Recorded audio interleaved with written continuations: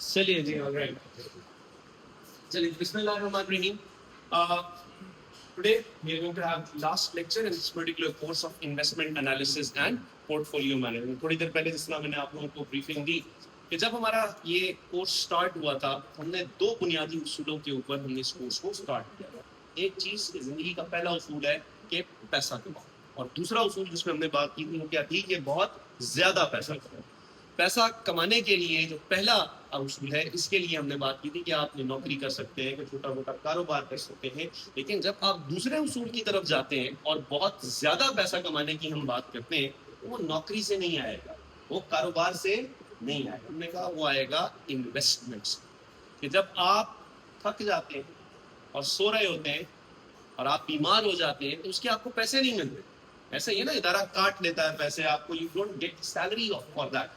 लेकिन the point is when you invest your money at the right place, even when you are sleeping, when you are ill, when you are doing nothing, when you are on vacations, still your invested amount yields benefits. And that is the benefit that is going to make you super rich.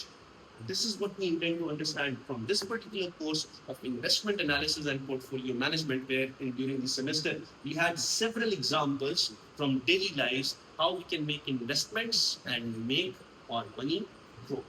उसके हवाले से हम लोगों ने जब बात की थी, तो अक्रॉस द सेमेस्टर हम लोगों ने डिफरेंट टॉपिक्स, डिफरेंट एरियाज को कवर किया था। In our today's lecture, which is going to be the last lecture in the course of investment and portfolio management, I'm going to summarize all those areas where we had discussion throughout the semester. There were 9 major areas where we were trying to again have your focus, starting from the very first topic, that was basically discussion on the investment setting. In our discussion on investment setting, we identified the basics of investment, where we talked about the basic concept of what is risk and what is a return. We identified on the basis of the savings and investment theory, which was given by Edmund Fisher, the theory of interest principally, where we related that the income of the individual is segregated into consumption and savings. And all your savings, according to the savings and investment theory, savings become your investment.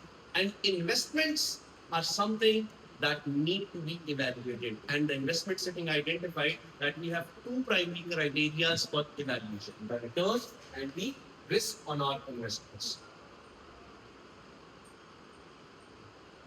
As far as the return is concerned, we identified that the return is of two types: the return of your original amount and the return on your investments.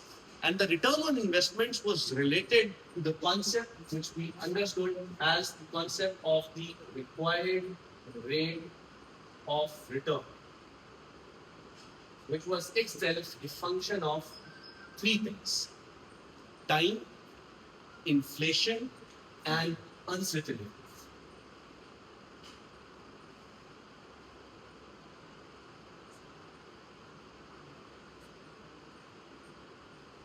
In our discussion, heated discussion during the lecture, we identified that the pure time value of money is basically the compensation for the time that is invested in our investments. And that is something you need to be compensated for. But that is not the only thing. We also need to be compensated for the wear and tear that occurs during the investment period. And that is basically the inflation compensation that we need to have on our investments. This is basically common for all investments. What differs one investment from the other is basically the compensation that is received against the risk that is involved in a particular investment. We identified two types of risks: the systematic and the unsystematic risk. In our discussion, we identified the systematic risk that is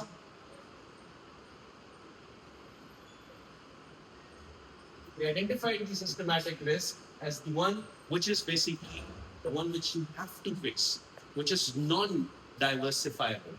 Whereas the unsystematic risk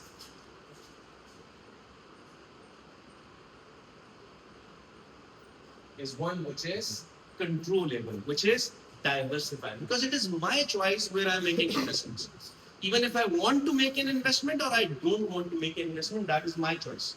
If I want to make investments in a small company or a large company or a new company or an old company, a company from oil and gas sector or a textile sector or any other company, it's my choice. It's a small investment or it is a large investment, it is for shorter duration or it is a longer duration, it is all my choice. That is why it is called as the unsystematic risk, and we can control this part of risk. Whereas the systematic risk was one that we have to face, and that is basically the compensation that we need to basically be provided.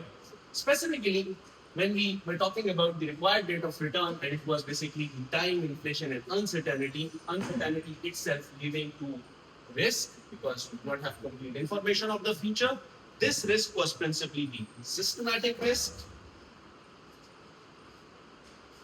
and the systematic risk accounted for the different types of risks, such as the business risk. We talked about, just write them down: the business risk, the financial risk,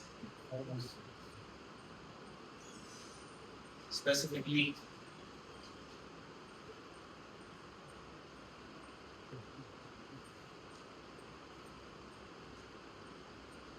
the liquidity risk,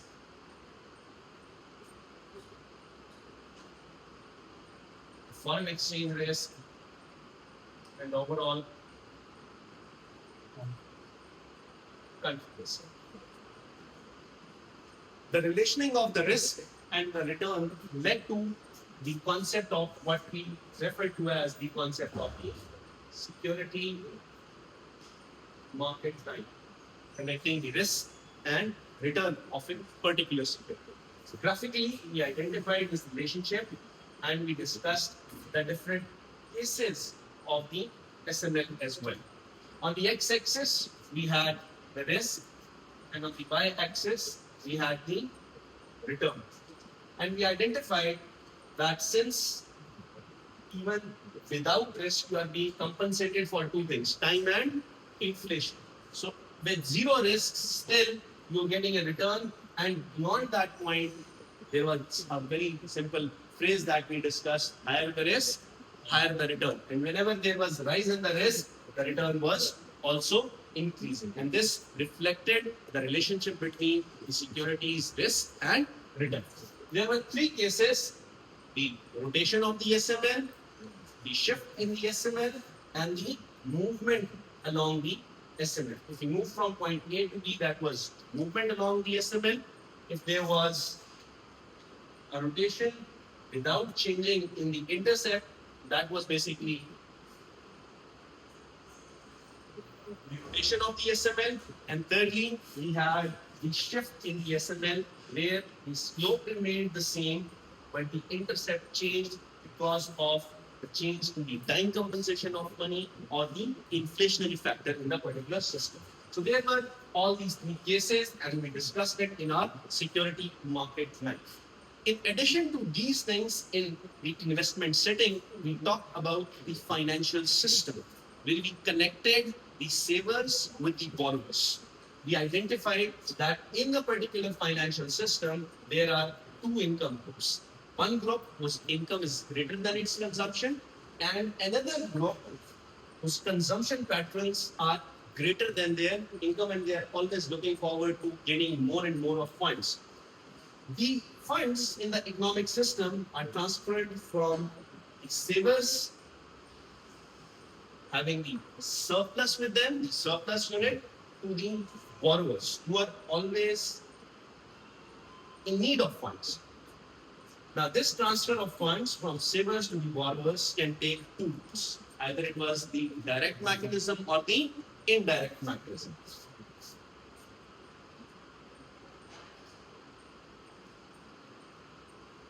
We had the option that we can directly invest in company shares, or direct investments were there. But since it was risky for the savers and it was burdensome for the borrowers because they needed to collect small amounts of money from so many entities, and it was a problem for them.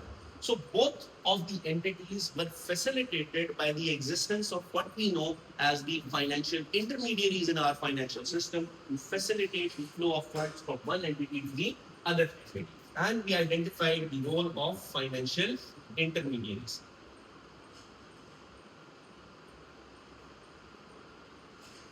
And funds were flowing from savers to the intermediary, and then from the intermediary to the borrowers, where we identified these intermediaries into three broad classifications. The depository financial institutions were there.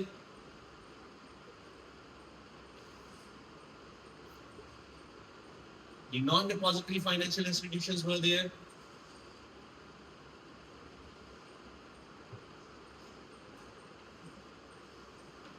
And the federal government financial institutions were there. We further classified these institutions into small categories. The depository institutions being banks and the other institutions, special purpose institutions, thrift institutions, what we call the banking institutions and the thrift institutions. Whereas non-depository institutions, we classified them into insurance companies, the pension and retirement funds, and mutual funds.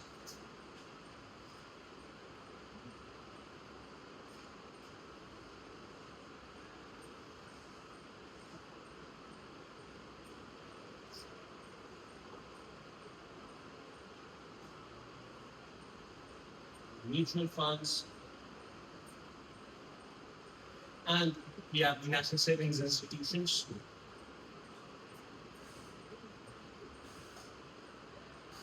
All of these institutions are what? These are intermediaries, support systems, which ensure a smooth flow of funds in a particular economic system, from the savers to the borrowers and the other way around in the context of returns on investment and returns of investment. If this system is functioning smoothly, it supports the economic growth, easy availability of financing for the business units, facilitating them, giving them the investors good returns. And we as individual investors need to realize that whatever savings we make, we have got these options. Directly invest in the company, be at risk. Secondly, place your investments with these institutions which have the potential to make you super rich by identifying proper investment alternatives. Principally relating to the very first two rules of the investment class, that try to earn money, and the second rule, try to earn more and more of it. So these are the two things, and more of it can only be achieved by making investments in the right place, identifying the proper risk and return combinations for that.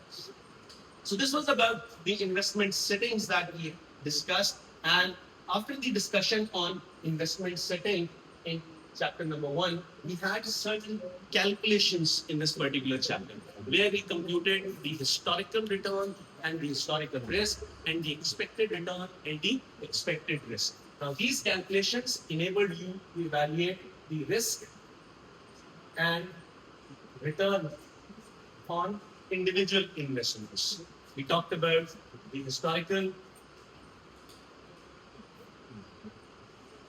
and expected risk,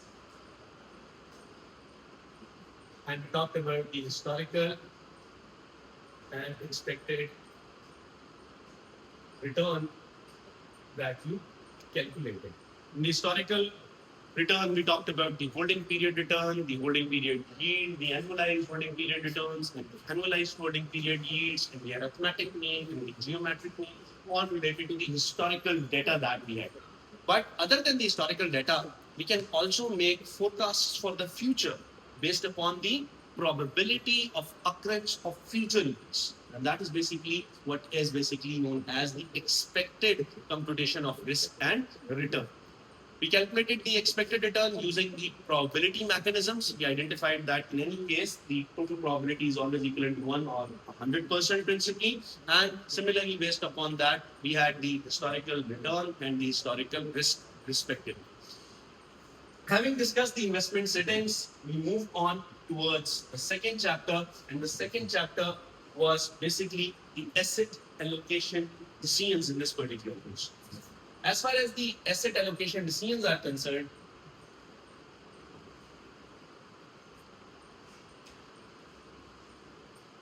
we talked about a very important factor, that is, whenever we are going to make investments, we are going to determine our priorities and our preferences. We catered to two things in this particular area: the individual investor's life cycle and the portfolio management process. As far as the individual investor's life cycle is concerned,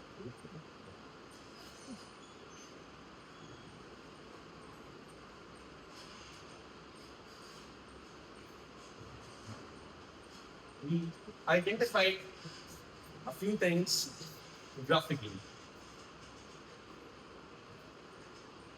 This is the life, and this is the worth, specifically the financial worth of the individuals.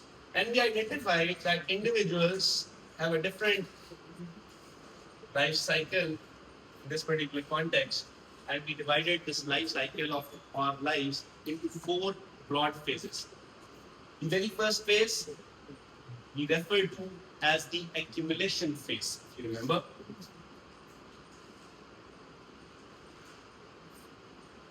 The second was consolidation. This was accumulation.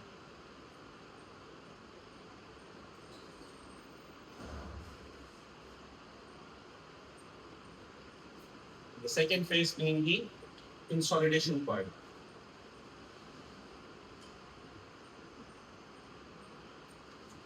Third phase, Randy, what was that? Randy, what was that phase? The spending part of our lives. And lastly, what you leave for your future generations, that was the gifting part.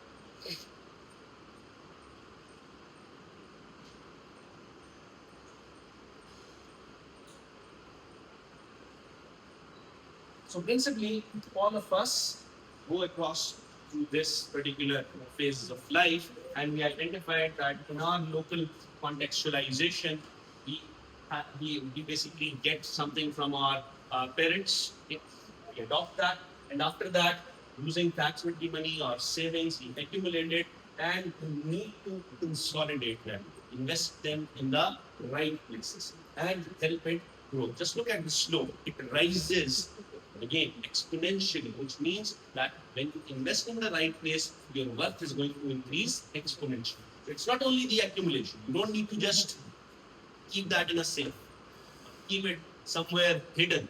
No, you don't need to do that. You need to basically spare from your income a specific amount which you need to decide at a particular point in time, that I'm going to spend 30%, 40%, 50%, 60%, 70% of my income, but whatever is left, I have to invest.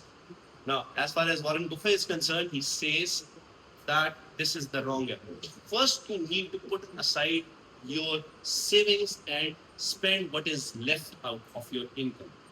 You need to adopt this approach, which is a much better approach. This way, you can always save from your income, enabling you to earn more and more. Helping you consolidate will ultimately lead, and this will ultimately lead towards the growth of your financial worth, so that you can be easy and financially independent in your spending. The best form of independence is financial independence. You need to keep that in mind. Once you do this thing, you will be financially independent, making your own decisions. Lastly, whatever will be left is the gifting amount. And again, a very famous quote which states that whatever is left at the time of your death in your bank accounts is the extra effort that you had been putting in across your life. So try to use your earned money. At the time of your death, if you are a billionaire or whoever you are and you have not enjoyed your life, believe me, it was not worth even a penny. So do earn money and use it on your own self. Be financially independent, make good decisions so that you can be financially stable and independent. Moving on with the individual investor's life cycle and the asset allocation decision, we cater to another area, and that was the portfolio management process. And in this particular process, we identified four major steps. The first step in this process was basically, and what was that? Setting your own objectives, defining your policy statement, what you intend to achieve. Simply we write it as the policy statement where you describe your goals in life, short-term goals, the medium-term goals, and the long-term goals, because you will work, you will invest to achieve these goals. Okay. So there was a policy statement, and following the policy statement, there was examination of the local and the internal and the external dynamics, the circumstances.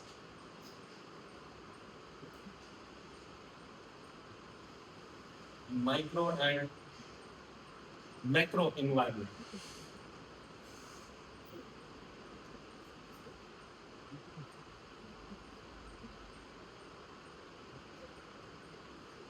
After having analyzed the internal, external, micro and macro environment, in the next step, you basically develop your portfolio of investments, distributing your investments in multiple alternatives and trying to ensure that you have made the right investments, ultimately getting a feedback loop. Lastly is the feedback, which will identify whether you have achieved the objectives that you had set in the policy statement. So this is going to be a feedback loop which enables you to identify if things did go wrong, where did they go wrong. So either it is going to be the achievement of the goals, whether you have achieved your goals, or if you have not achieved your goals, it will identify whether you had set your goals realistically or it was something that was actually a dream for you. Later on, if the policy statement was right, you need to review whether you examined the micro and the macro environment correctly. हो सकता है वहाँ पे गलती हो सकता है यहाँ it is possible that you may go wrong in any of these stages. Okay.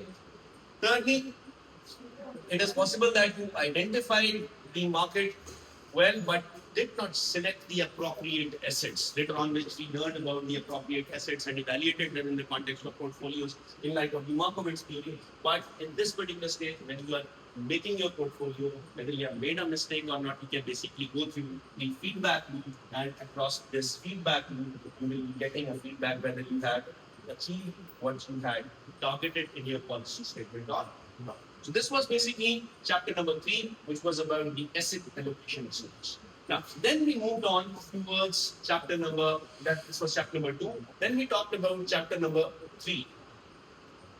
That was investment in the global context.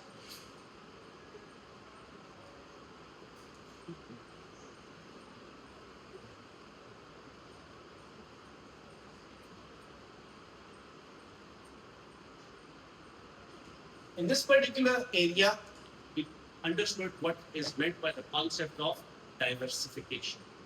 When we talked about the concept of risk, we also talked about that never invest all your money in a single investment. We had this particular phrase that never put all the eggs in a single basket. Because if something goes wrong, you will lose all your investment. And to avoid that and ensuring that your money remains safe, that your money remains safe, उसके लिए हम लोगों ने क्या बात की? Diversify.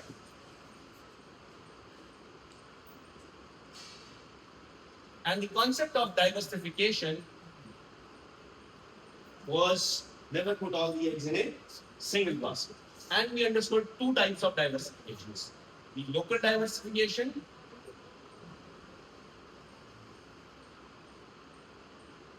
and the global diversification. Now, in this particular discussion, we had some graphical representations where on x-axis there were a different number of investments, and on the y-axis we had risk represented by. Specifically, we identified that whenever you are going to make investment in a single asset, the risk is going to be high. But when you increase your investments to n number of investments, the potential risk in the investment will decrease. So we came across this thing that the risk in a portfolio is inversely proportional to the number of investments that we make. Trying to create portfolio for us. We identified it through a graph and we view the graph this way where it was a downward slope. In one investment, the risk was high. In two, it reduced. And if you move, it goes to a horizontal line, but it doesn't go to zero. Because we can reduce the risk, but up to a specified level. And this reduction by making good choices. There was one principal concept that if we want the risk to reduce, when we add assets in the portfolio, they should be perfectly negatively correlated. If they are positively correlated, this risk will not be diverse. So keeping in context this particular thing, the condition was add negatively correlated assets in the portfolio. This was a very important rule that we started. This reduction is basically the reduction of the unsystematic risk, which was basically by our choice. The unsystematic risk principally being identified as the one which was uncontrollable, which was basically the choice-based risk. This is being controlled. And the systematic risk, which we say that is not controlled and we have to face this thing. Specifically, this was the reduction of the unsystematic risk. And still, we were facing what we know as the systematic risk. This is the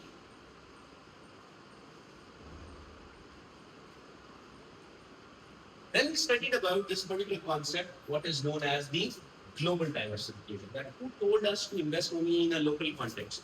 Let's go global. Let's make investment in the different contexts, different backgrounds.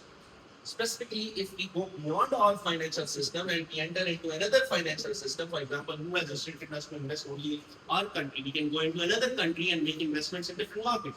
Why only investment? Why only make investment in TSX? We can go make investment in New York Stock Exchange, or we can go to the Nike index, or we can go to the any other stock exchange for if we are only assuming that we are investing in the stock market. So there are so many options for us. Why remain within this system? We can go beyond this system, and this is going to help you further reduce your systematic risk, and this is known as the global diversification concept. Initially, we were going through the local diversifications, diversifying the unsystematic risk. That was, and if we go global, we can further. Still, what are we left with? What are we left with? This is basically the global risk that we talked about, such as COVID and the war on terror and the Russia-Ukraine war and the Iran-US war, all of these coming for what? Again, this is basically generating global risk, which all the world has to face. That is basically the concept that we learned in this particular domain of investment in the global context. Making possibilities for diversification would help you secure your return. In all of our discussions so far, we have only been talking about securing return. We have not been talking about maximizing returns. Whatever you earn, that should be securely earned. So try to reduce the exposure to risk. That is what we understood in the context of global environmental investments and diversification. After this, we talked about another concept, and that was basically specifically related to the financial markets.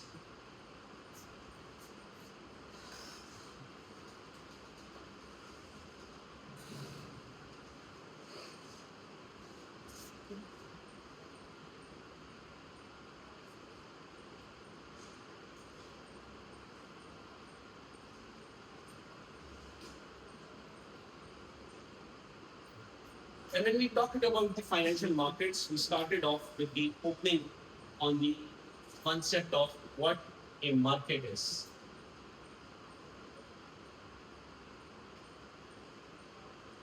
And we had discussion on how the markets evolved and how the financial system evolved.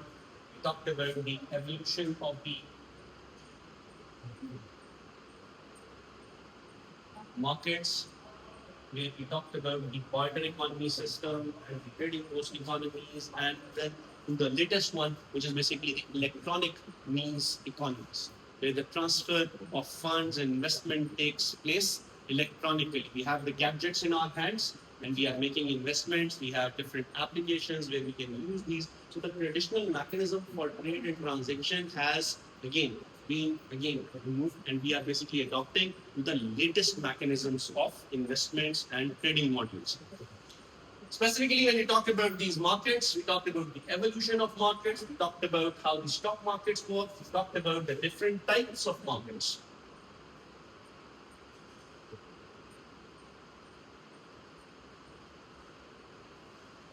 And we had discussion on the primary market and the secondary market and different categories such as the third market and the customized OTC markets. We talked about bonds market and the equity market, the primary market, the secondary market. We talked about all the characteristics and how things operate in these particular markets. We also had particular discussion on the different types of orders in the financial markets.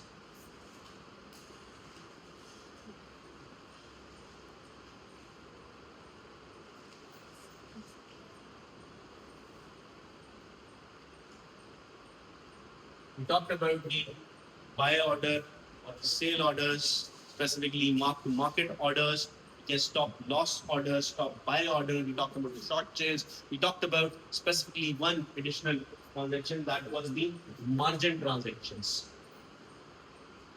This was basically part of your exam as well,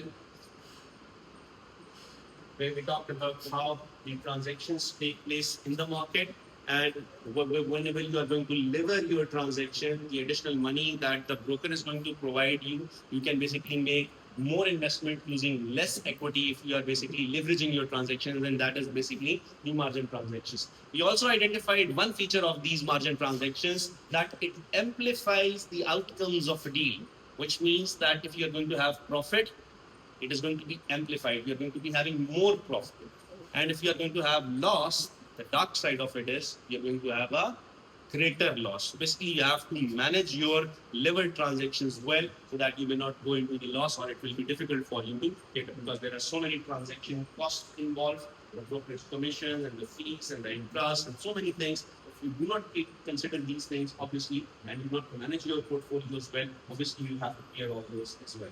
When you're talking about the understanding of the financial markets, we talked about all these details and categorizations, and ultimately, this was the point we had our midterm. So in the post-midterm content, we started off with the concept of the market efficiency.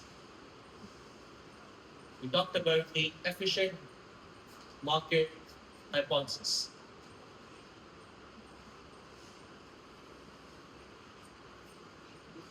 In our discussion of the efficient markets, we talked about the different types of efficiencies based upon the main feature, that is information. And we call the financial markets efficiency as the information-based, informationally efficient markets. Let's call it informational efficiency. Farmer 1970 gave the efficient market hypothesis, and we stated that the market can be in the efficient form in three ways. It can be the weak form efficiency, or the semi-strong efficiency, or the strong form of efficiency based upon information. There were three types of information: the historical information, plus the publicly available information, plus the private information. And based upon these efficiency, we identified the characteristics of a good market.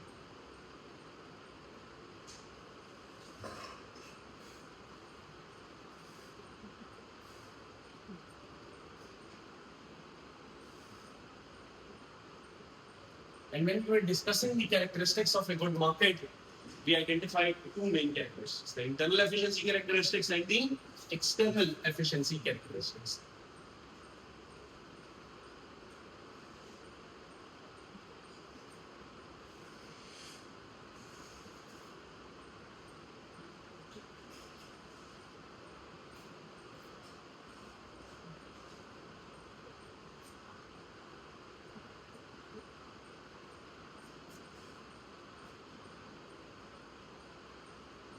In the internal characteristics, we identified three main features. If you remember, we talked about three things. What were those? Three things. Firstly, it has got timely and accurate information in the financial markets. One, timely and accurate information. Second feature of an efficient market was basically its marketability through liquidity. This liquidity is achieved through marketability, through large number of buyers and sellers, the market depth that is, and when there are low transaction costs. We talked about these three aspects.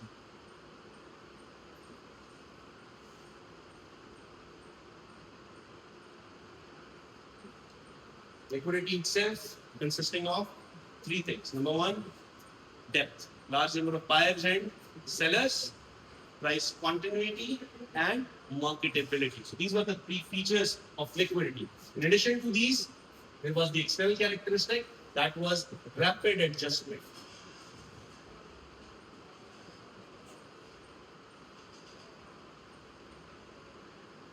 We talked about the concepts of insider trading, information leakages, which are principally unethical as well as illegal. Yet the market has these kind of things because market consists of human investors who make illogical decisions, who buy information, who sell information just to outperform the market because they have informational efficiency. Pharma in 1970 produced this particular hypothesis and stated that the markets are existing in three forms of efficiency. We call them